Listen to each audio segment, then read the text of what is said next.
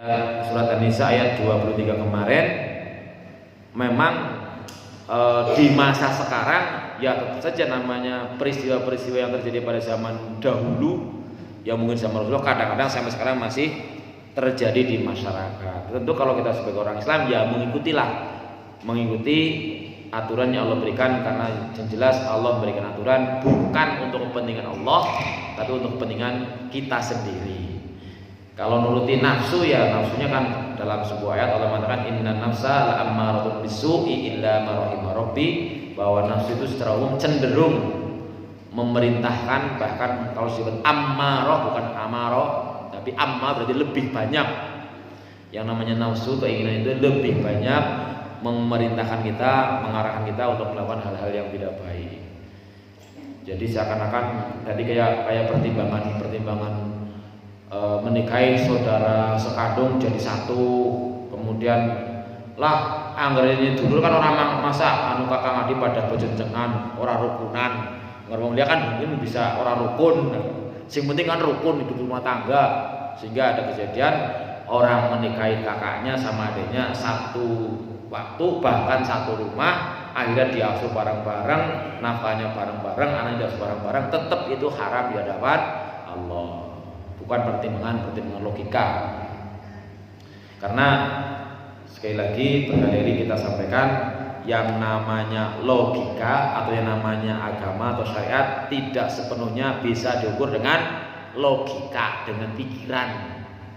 Karena pikiran kita tidak sampai lah bahasanya. Apalagi kalau kita bicara tentang ketentuan Allah. Masa ya kayak ora pas temen, kayak ora pas temen. Yang jelas kita sebagai take in for granted yang 100% tidak boleh ragu-ragu bahwa Allah itu aliman hakimah. Allah itu maha tahu dan maha bijaksana. Pasti segala aturan dan keputusannya itulah yang terbaik buat kita manusia. Allah nggak butuh sholat kita, kita yang butuh sholat kita. Gitu. Seperti itu. Allah tidak butuh ibadah makhluknya. Terserah. Karena Allah juga mengatakan silahkan kamu percaya yang ngono, orang yang ngono gitu. Tidak ada kalau kita misalnya semua manusia di dunia yang masih hidup menyembah Allah semua terus Allah jadi tambah kuat, atau kalau semua manusia di dunia kafir orang yang mengibadah Allah hilang ketuhanannya, ya enggak. Jadi kita meyakini seperti itu, maka ketika mendengar ajaran-ajaran Allah sampaikan, sikap orang beriman adalah sami'na wa ata'na. Ya wislah, saya mendengar dan saya patuh, pastilah itu yang terbaik. Nah, kita lanjutkan kepada surat An-Nisa ayat ke-24. Ternyata masih terkait dengan wanita-wanita yang diharamkan yang mungkin saja memang bisa saja terjadi dalam dunia sekarang ini. Monggo surat An-Nisa ayat 24 kita baca. A'udzu billahi minasyaitonir rajim.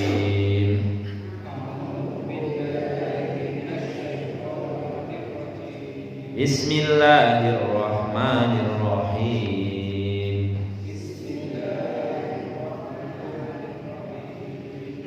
Wal muhsanatu minan nisa'i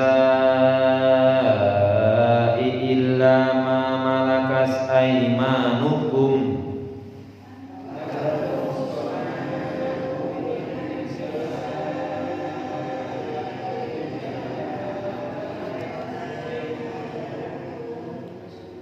Wal muhsanatu minan nisa'i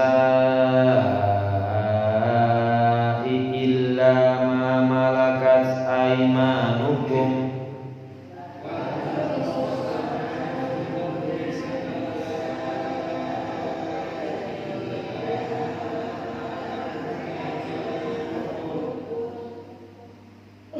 Tanda wakafnya apa? Jim boleh, tidak harus dilanjut misalkan kita wakaf saja. Kitaballahi alaikum, kitaballahi alaikum,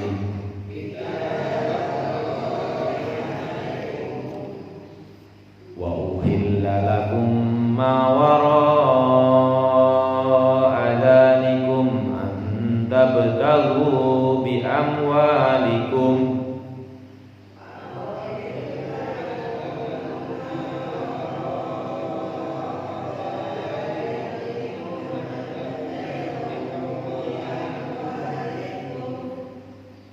uhilla lakum ma wara'a dzalikum an tabtaghu bi amwalikum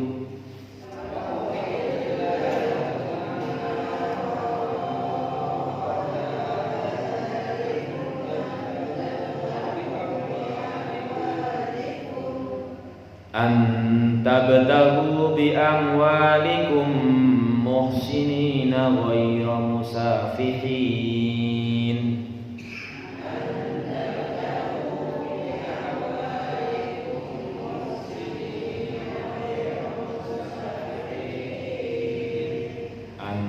Tabtaghu bi amwalikum muhsinina ghayra musafihin.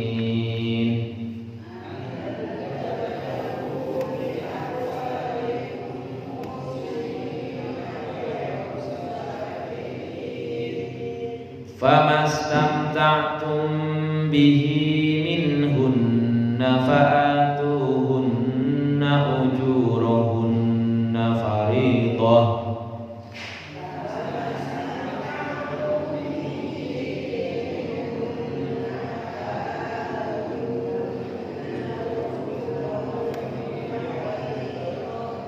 Famastamta'tum bihi minhunna fa'atuhunna ujurahunna fariidah.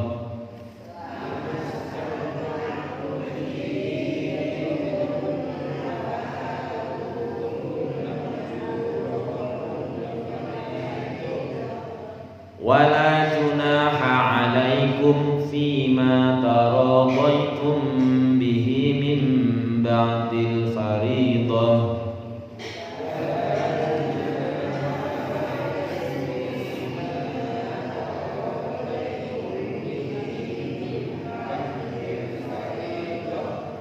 Wala junaha 'alaikum fima taradaitum bihi min ba'dil fariidah.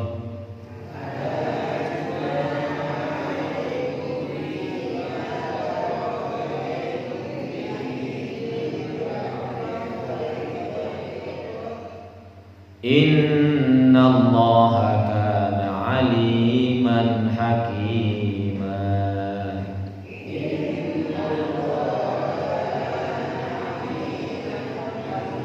Shadaqallahul azim.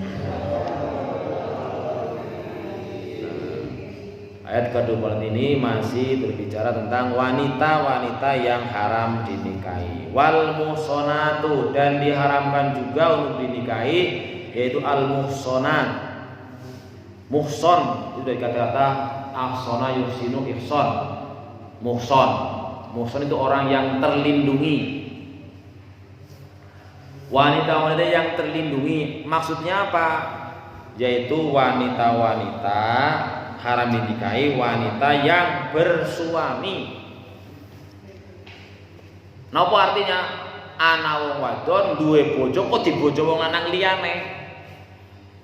Nek tiyang jaler onten bojol wadon loro telu papat jenengane poligami. Tapi ki ana wong wadon berarti ngerti nikah nang wong lanang liyane, berarti bojone lanange loro.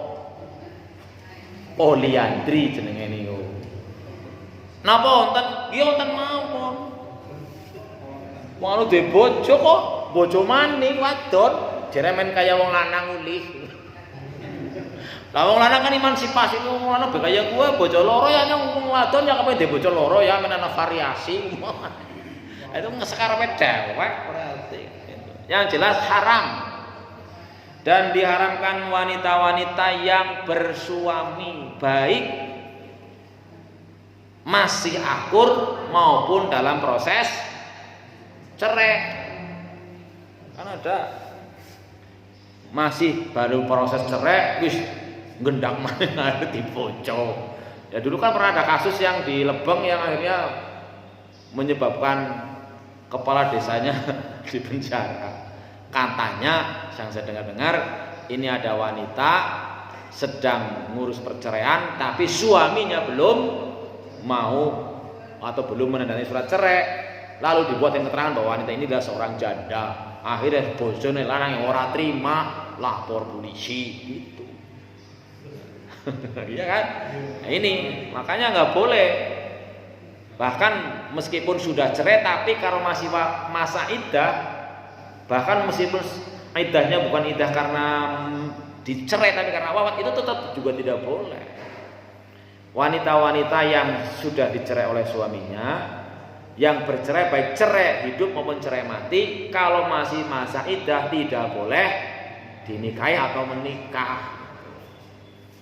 Ya mungkin hikmahnya kalau masih dalam masa iddah, sebab si suami atau dudanya lebih berhak untuk balen daripada orang lain.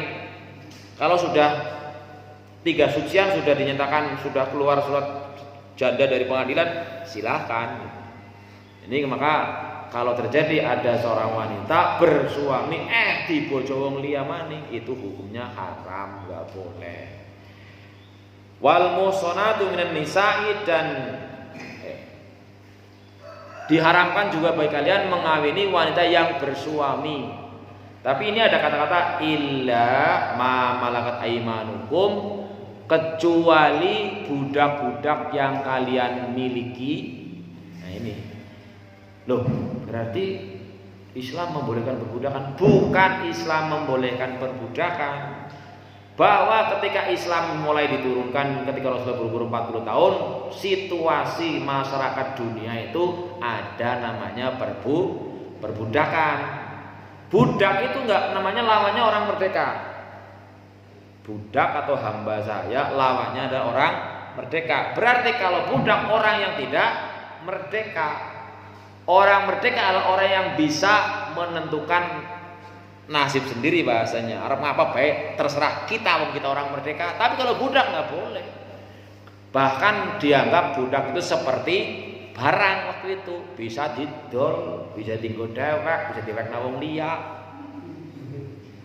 Tetapi Islam mempunyai semangat memerdekakan, bahkan maka banyak dalam cita-cita sejarah ada yang kalau memerdekakan budak pahalanya tinggi sekali, ada yang sebagai tindakan tebusan jenengan melakukan sebuah kesalahan. Contohnya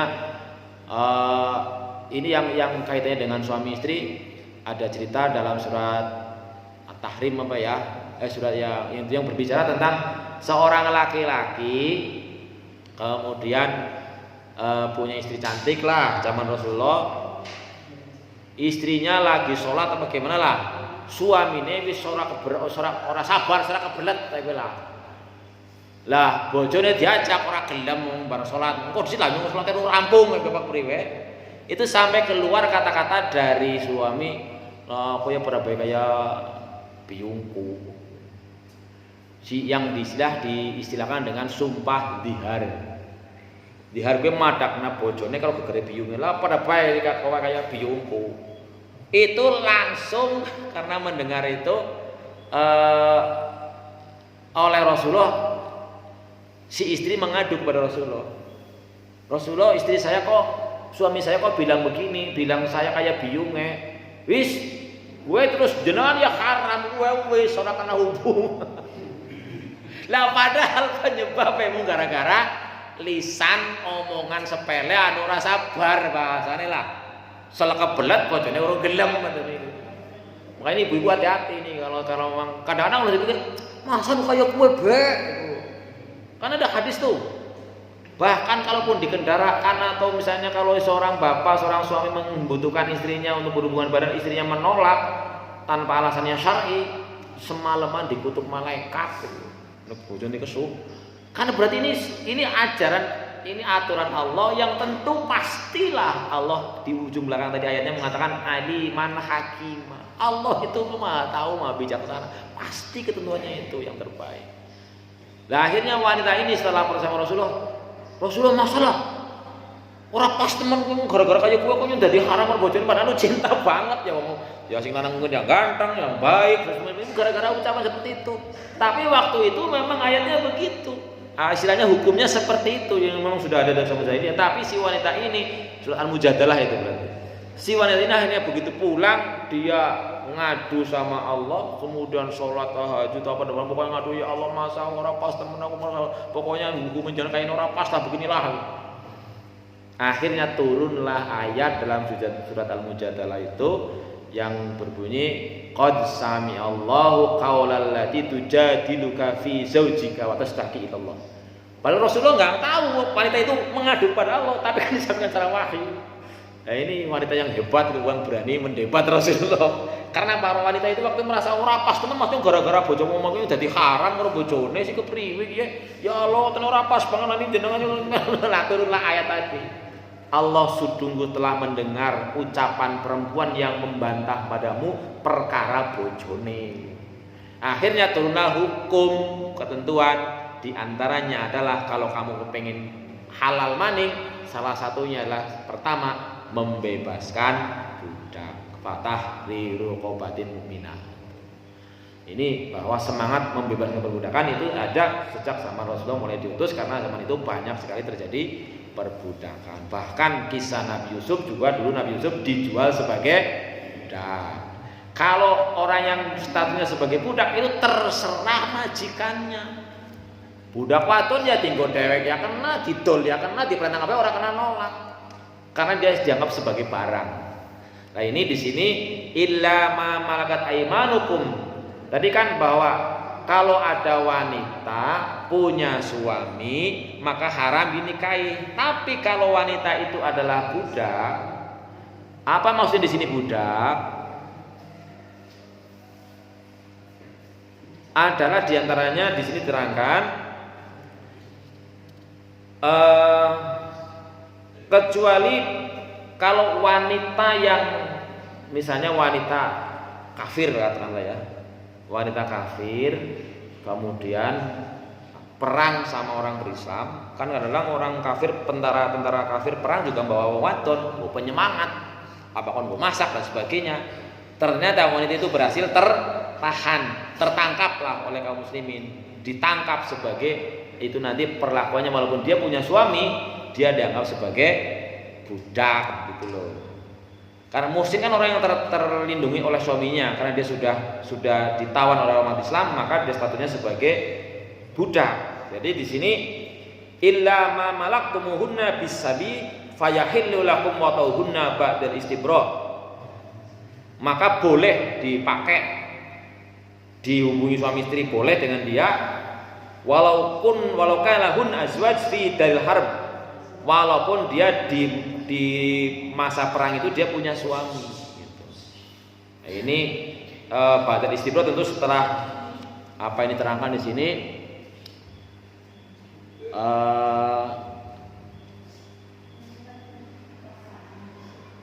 kecuali budak-budak yang kalian miliki melalui tawanan perang, dihalalkan bagi kalian menggauli mereka bila terlebih dahulu kalian mengistibra'kan atau membersihkan rahim mereka terlebih dahulu, karena sungguhnya ayat ini diturunkan berkenaan dengan hal tersebut. Imam Ahmad mengatakan telah menceritakan kepada kami kami pernah memperoleh tawanan perang dari tawanan perang Autas, sedangkan mereka wanita-wanita tadi hasil tawanan mempunyai suami, maka kami tidak suka menggauli mereka karena mereka punya suami. Lalu kami bertanya kepada Nabi SAW, dan turunlah firman-Nya, diharamkan juga kalian mengawini wanita yang punya suami kecuali budak-budak yang kalian miliki. Hal yang sama juga diriwayatkan oleh imam yang lain. Ya intinya tawanan perang wanita meskipun dia punya suami, dia dianggap sebagai budak waktu itu, seperti itu. Ini termasuk tidak diharamkan untuk dinikahi maksudnya. Berarti boleh menikahi wanita yang bersuami, tapi statusnya karena dia ditawan dalam perang dan musuhnya udah tertinggal, akhirnya dia ditawan, suaminya entah di mana sudah, maka statusnya sebagai budak, maka boleh dinikahi.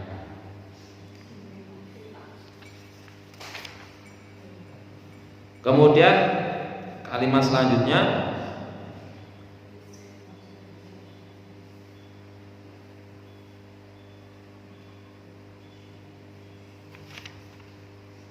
wala tamassu, mana tadi?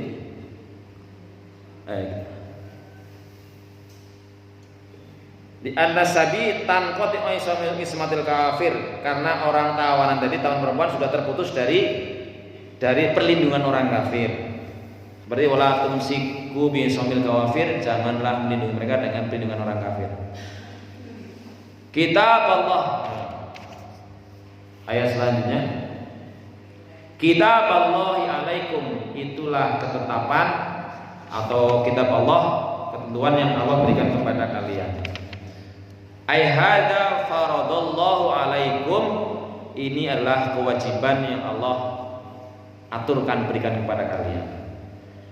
Wa uhilla lakum ma wara'a dzalikum, ay uhilla lakum nikaha ma siwahunna, ay uhilla lakum nikaha siwahunna, uhilla li siwahunna, maka wa uhilla lakum, dan dihalalkan bagimu menikahi selain yang tadi.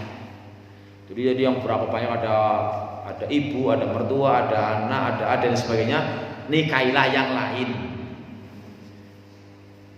Antabdagu bi amwalikum muhsina wa musawihin, airadata antatubun nisa bi tariqin syar'in wa tadfa'u lahunnal muhur.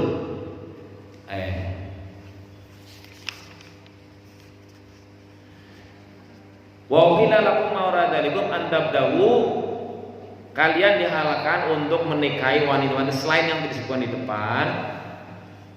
Juga anda betahu, kalian diperintahkan anda betahu untuk mencari dengan harta kalian muhsinin. Diterjemahnya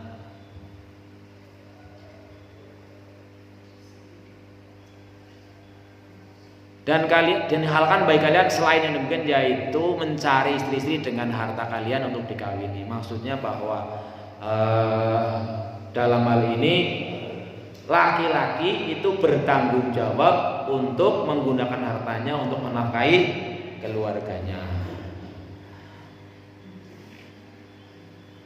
dengan tujuan muhsinin, melindungi, menikahi wanita-wanita tersebut, ghairu musafhin, bukan dengan tujuan untuk berzina. Maksudnya otomatis bahwa laki-laki disyariatkan mencari dengan hartanya untuk menikahi wanita, bukan tujuannya untuk berzina. Karena kalau yang namanya berzina kan khususlah hubungan suami istri saja.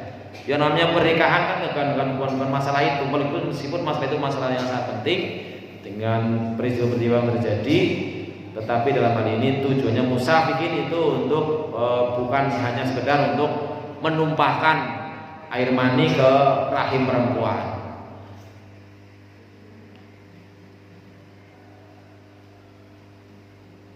Fama stamta'tum bihi minhunna, maka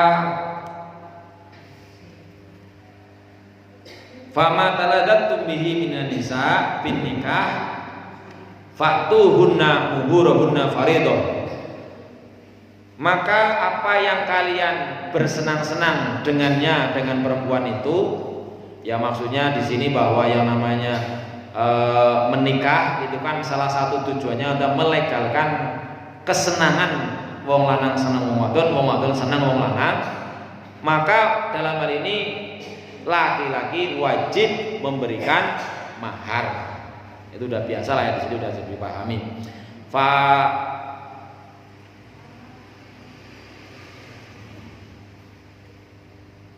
Mana tadi? Fama taladatum, dan apa yang kalian berlezat-lezat dengannya, dengan perempuan tadi, bin nikah, dengan nikah, fa'tuhunna muhurunna faridatan, ay faradallahu alaikum, menjadi sebuah mahar, itu menjadi sebuah ketentuan wajib yang Allah wajibkan dengan mengucapkannya wa'atun nisa sadaqun nikah. Maka atau dalam ayat lain Allah mengatakan, berikanlah kepada para wanita maharnya sebagai pemberian sukarela. Dalam hal ini sudah diterangkan beberapa saat sebelumnya bahwa mahar merupakan syarat wajib terjadinya pernikahan, meskipun mahar itu bisa tunai, bisa ditangguhkan alias dihutang. Tetapi ini menjadi sebuah kewajiban bagi laki-laki, dan perempuan boleh saja meminta. Seperti terangkan sebelumnya bahwa di tradisi di masyarakat Arab sana biasanya mereka minta mahar yang tinggi. Tetapi Rasulullah mengajarkan bahwa wanita yang terbaik itu wanita yang maharnya paling mudah. Maka jalan tengahnya, karena kita memahami syariat tidak bisa sepotong-sepotong, tapi harus dengan komprehensif antara tafsir ayat dengan ayat, ayat dengan hadis, hadis dengan hadis, semuanya itu juga merupakan rujukan yang sama. Maka dalam hal ini kita sudah memahami bahwa mahar wajib diberikan kepada pihak perempuan oleh pihak laki-laki sebagai sebuah ketentuan yang diharuskan. Wala junaha aila isma alaikum fima asqatna minal mahri biridahunna fa in tibna lakum syai'an fa in nafsan faquluha ni amaliha. Wala junaha alaikum, dan tidak ada dosa bagi kamu, boleh-boleh saja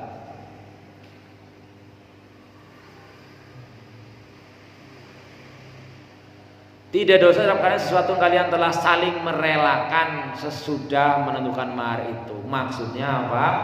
Mahar yang telah suami berikan kepada istri atau yang masih dihutang kepada istri, kalau pihak perempuan, pihak istri ini membolehkan, meridhokanlah, jangankan duit mas, wong nyong yang jendengan gitu misalnya, ya boleh-boleh saja, silakan dimanfaatkan bareng. Misalnya maharnya bukan sekedar perangkat sholat, tapi ya kadang-kadang mahar sebenarnya sesuatu yang memang lebih berharga, bisa dipakai dan bisa dimanfaatkan. Maka kalau kita melihat misalnya pernikahan Ustaz Abdul Somad yang terakhir dengan mahar berapa puluh gram emas gitu. Nah, misalnya ketika sudah menjadi suami istri, kemudian pihak perempuan yang berhak menerima mahar itu merelakan butuh untuk kebutuhan bersama misalnya, ya boleh-boleh saja, karena itu mahar sepenuhnya hak perempuan. Jadi wala junah alaikum fima taradtum bihi mim ba'dil fariidhah innallaha kana aliman hakima. Bahwa tidak juga berdosa bagi kalian atas mahar-mahar yang sudah kalian ridhokan, yang sudah telah yang kalian telah merelakannya, sudah menentukan mahar itu, maka boleh dimanfaatkan bareng-bareng, dimanfaatkan silahkan, asal yang memiliki hak mahar di perempuan merelakannya. Loh kadang-kadang, loh jadi tadi Allah mewajibkan memberi mahar, barang sejarahnya dari tinggal barang orang gua tenetok ya. Itulah ketentuan Allah, fariidatan min Allah.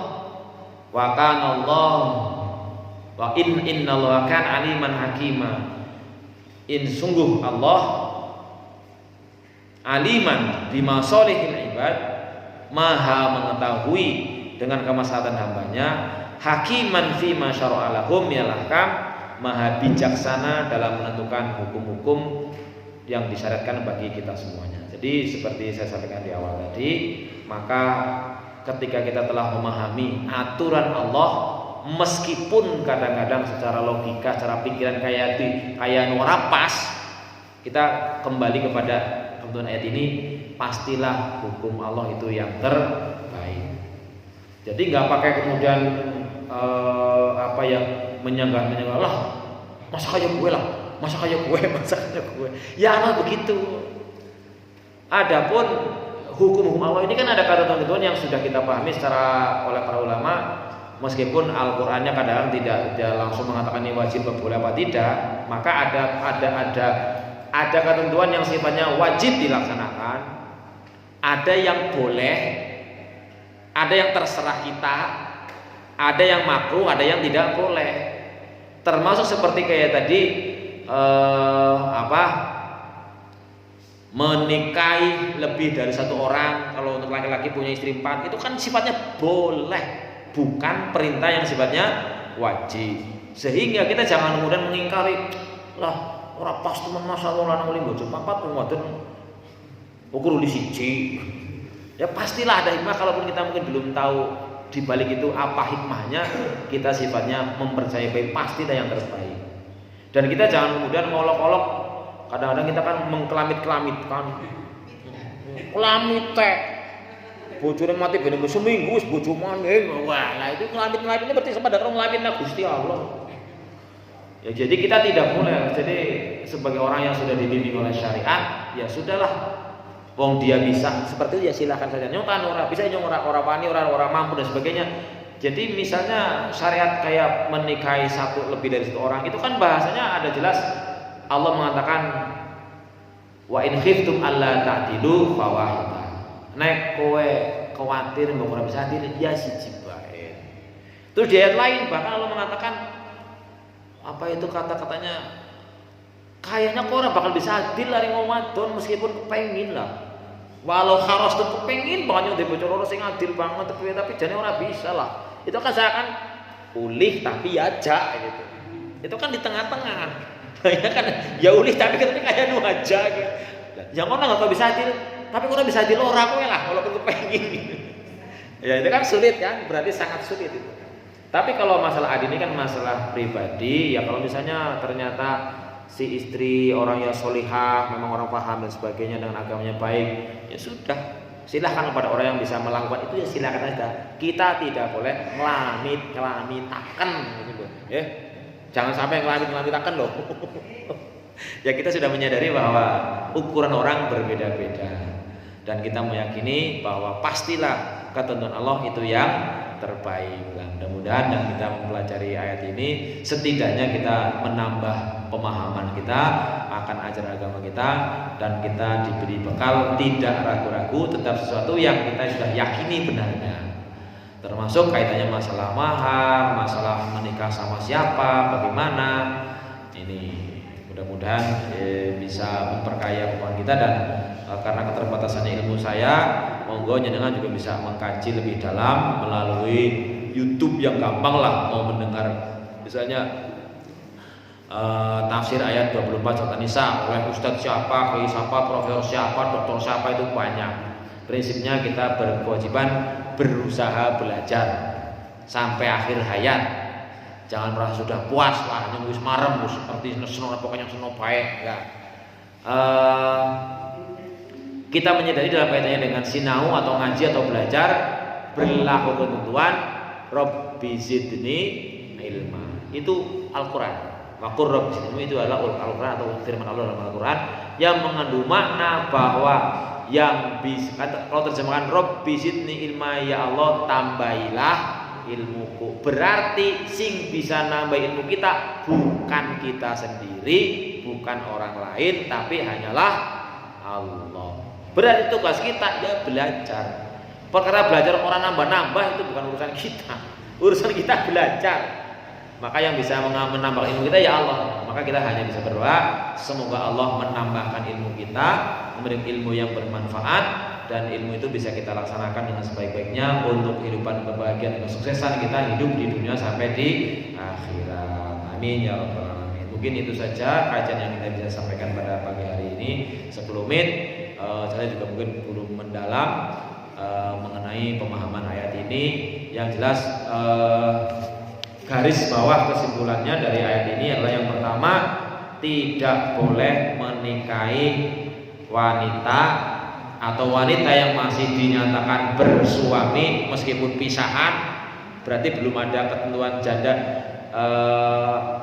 Kalau dalam Islam kan begitu, wes kuatang pegat itu tidak serta merta langsung dia bisa menikah lagi sudah diranda, karena dalam perempuan ada namanya iddah. Jadi kalau dia masih hanya dia nggak hamil harus menunggu selama 3 kali sucian. Termasuk juga wanita yang sudah menopause, sudah nggak haid. Kalau hamil sampai lahir baru dia berstatus boleh menikah lagi. Kira-kira seperti itu. Itu yang pertama. Yang kedua, perkara tadi boleh menikahi ataupun menggauli perbudakan itu kan zaman-zaman dahulu lah. Tapi kalau sekarang masih ada entah di mana ya kita, karena biasanya ada yang memahami yang namanya Al-Quran sama akhir hidup kiamat yang ada kasus seperti itu. Tapi kan kita kalau daerah kita di Indonesia insya Allah sudah lama tidak ada istilah perbudakan, tidak ada. Kalaupun ada orang menganggap kayak karyawan atau mungkin pembantu atau apa dianggap sebagai budak, itu bukan budak. Kalau budak itu nggak punya hak merdeka, nggak punya kemauan keinginan pribadi yang boleh tergantung majikannya, itu budak. Tapi ini di Indonesia nggak ada. Kemudian yang ketiga, bahwa tujuan kita menikah dikatakan dengan artinya bahwa laki-laki wajib mencari nafkah. Kemudian kaitannya biasanya di kita banyak kejadian sing lanang ngomong kinang omah sing wadon malah golek hartanya sampai mengeluarkan sampai repot dan sebagainya. Akhirnya namanya malah sing lanang bojo maning. Itu kan banyak kasus seperti itu terjadi. Dan ini tentu maka menjadi sebuah kewajiban bagi laki-laki untuk memberi nafkah kepada keluarga, maka mencari harta. Tetapi kaitannya dengan masalah pencukupan nafkah, berlaku ketentuan bahwa sebesar apapun penghasilan atau harta benda yang dimiliki oleh seorang laki-laki, kalau si pihak wanita dalam ini istri dan keluarganya tidak bisa mencukupkannya, maka tidak akan pernah cukup. Sebesar apapun nggak akan cukup kalau tidak dicukupkan. Maka beruntunglah orang yang diberi oleh Allah rezeki berupa qanaah. Qanaah itu mencukupkan yang ada. Nah, kemudian mahar itu menjadi hak perempuan, tetapi kalau perempuan itu kemudian mengizinkan mahar yang telah diberikan oleh suaminya atau yang masih dihutang kemudian diikhlaskan untuk dipergunakan, itu juga menjadi sesuatu yang diperbolehkan secara syar'i. Mungkin itu, dan paling akhir kita meyakini karena Allah mengatakan aliman hakima, maka segala urusan yang telah ditetapkan oleh Allah dan kita pahami tentang benarnya, maka kita yakini bahwa itulah yang terbaik. Maka kita bisa berhusnuzon kepada Allah Subhanahu wa taala, insyaallah hidup ini akan baik-baik saja. Mungkin itu, ada yang mau ditanyakan? Kalau tidak ada, kita cukupkan sekian. Mudah-mudahan Allah memberikan kita ilmu yang bermanfaat serta membekali kita dengan kemampuan untuk senantiasa mempunyai semangat belajar dan belajar terus, dan akhirnya Allah bimbing kita yang pada akhirnya kita menghadap Allah Subhanahu wa taala kembali dalam keadaan terbaik, husnul khatimah. Amin ya rabbal alamin. Kurang lebihnya mohon maaf, kita akhiri dengan doa penutup majelis. Subhanakallahumma wa bihamdika asyhadu an la ilaha illa anta astaghfiruka wa atubu ilaik. Assalamualaikum warahmatullahi wabarakatuh.